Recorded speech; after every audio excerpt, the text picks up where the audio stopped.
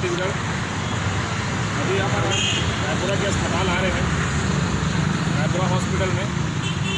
यहाँ हमारे एक छत्तीसगढ़िया भाई है, देखकर बाबूजी की तबीयत खराब रही से डॉक्टर से मिलने के बाद ये बात मालूम चले है कि हथड़ी फट गई से कई बार का ऑपरेशन करे गए है। बाद में टाका फट गई से पके के बाद में ड्रेसिंग चला है और वो जो मवाद है वो फेफड़ा में भर गए और भर के सुखा गए। तब उसका ऑपरेशन अगर रायपुरा यहाँ के अस्पताल में अगर हो रही है तो खर्चा लगी। अदरवाइज बोला हमला निकारा में शिफ्ट करना है। निकारा के डॉक्टर साहब आई और ऑपरेशन करी बताना जाए काफ़ी खर्चा हो गई से और गरीब परिवार है तब वो हमारे से गुहार लगी कि खर्चा इतनापन कैसे हो गए है।